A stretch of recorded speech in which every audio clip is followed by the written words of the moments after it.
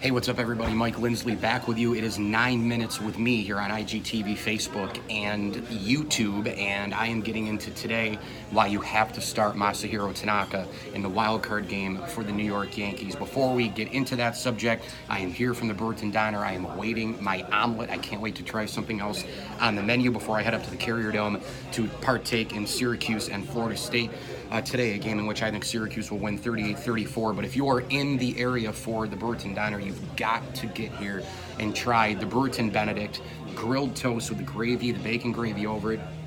Couple of eggs, you can add ham to it.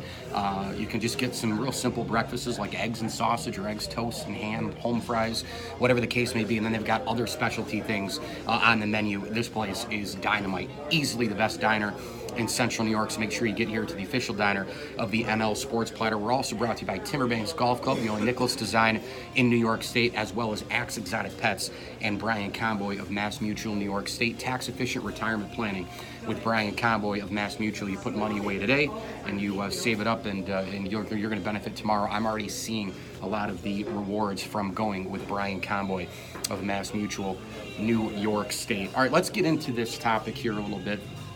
You know, this year has gone so all over the place for the Yankees. They were really good in the beginning. They had a lot of guys step up and carry the lineup. If you missed 4 guys, 3 guys would carry the lineup, and then it was a different 2 or 3 every night.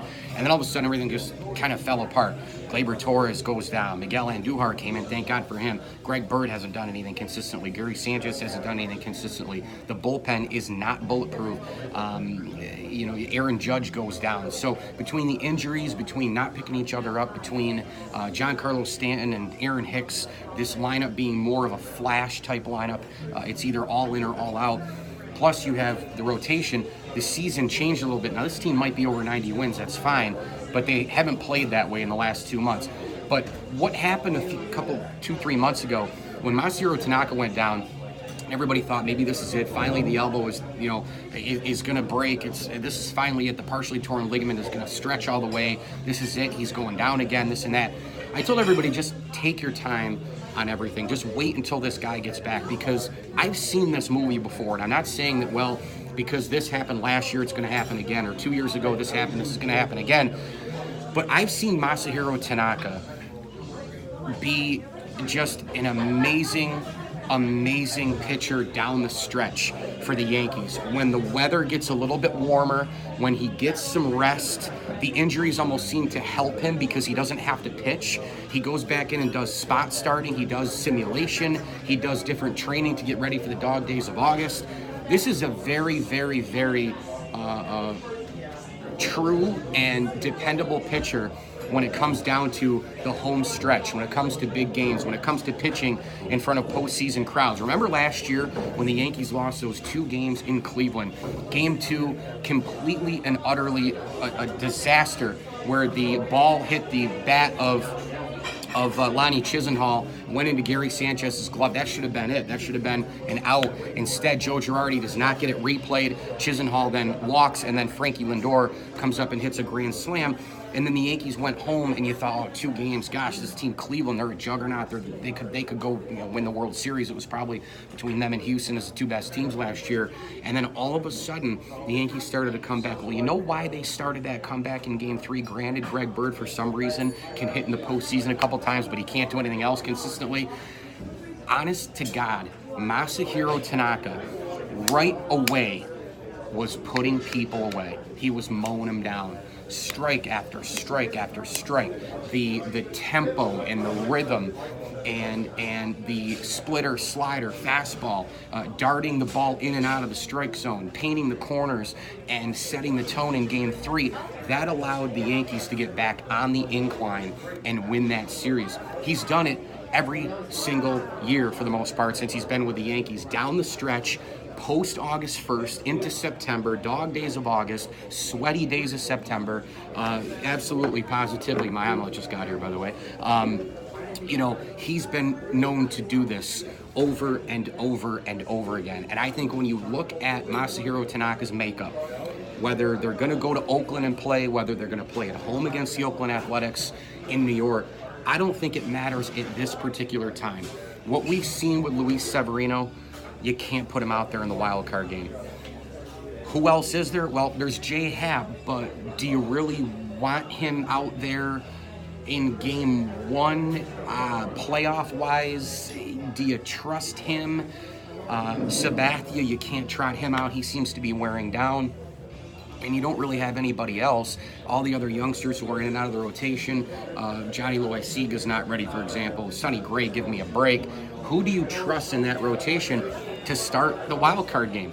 Right now, it's Masahiro Tanaka. There's only 2 weeks of the season left as well. So it's not like you're going to say, well, what if he peaks about a month and a half ahead, and then, he peaks too early, and then he goes and pitches in the postseason, and it's blah. Well, look, he's peaking right now going into the postseason. This is a 2 week prior to the postseason where Masahiro Tanaka is pitching the best he has all year. He's looking a lot like 2017 Masahiro Tanaka. Again, with all that rest, he had the injuries, a lot of simulation, a lot of testing, a lot of training, a lot of developing, and now he seems to be fresh again. And this is just how it goes with Masahiro Tanaka. But I think the word is trust. I think, who do you trust in the Yankee rotation right now?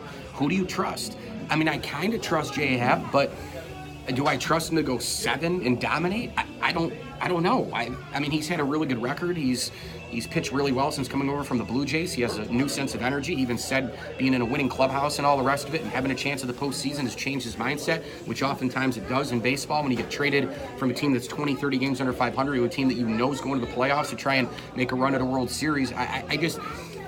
He's been really good, but I just don't know if you put him out there with the same feeling here, trust. Same situation with Sonny Gray, same thing. Well, for sure, Sonny Gray. CC Sabathia wearing down. They don't really have any other pitchers in the rotation. Now all of a sudden you take a peek here at Masahiro Tanaka, and this guy has done it on the big stage. He eats up the postseason. He relishes the big moments, and he doesn't fear anything. And here's the other big thing. He has limited home runs. There's actually 2 things to mention in terms of closing this topic. Number one is that big moment feeling, and number 2 is where you worry about Tanaka in both the regular season and the postseason is he gives up a lot of home runs. Well, guess what? He's actually limited those home runs lately, and he's just striking people out. He's putting people away. So that is a big thing as well. In the postseason, that one crack of the bat, that one big swing, that can tilt the game one way or the other. The momentum home run. Well, if Tanaka's limiting those, he's throwing a lot of off-speed stuff. He's throwing a lot of splitters and sliders. He's throwing the fastball when he needs to, but mostly he's working between 85, 88, and like 92, and he's just tricking and painting corners and working in all the off-speed stuff. I'm telling you right now, from what I've seen, Masahiro Tanaka has got to be the guy to pitch against the Oakland Athletics in that one-game playoff, whether it's out in Oakland or on the East Coast in New York City. All right, here we go. I have got my omelet. Check this out from the Brewerton Diner. You've got to be kidding me. Look at this thing. Oh, my goodness. That's a big omelet with home fries and wheat toast, so I'm ready to go on that.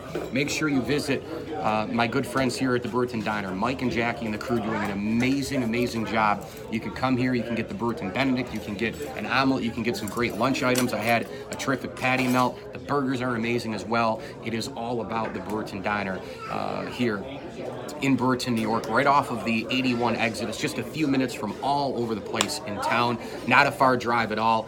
Dart here, fresh ingredients, awesome product. He gets real butter, real oil, and the cooking is amazing. It tastes real, it tastes true. You leave the diner, you're content, you're not overly full, and you just want to come back for more. Make sure you watch me here, 9 Minutes with Mike Lindsley all the time, YouTube, Facebook, and of course IGTV. Hit me on Twitter, Mike L Sports, and my podcast is available on iTunes, the ML Sports Platter. Thanks for watching. Have a great day.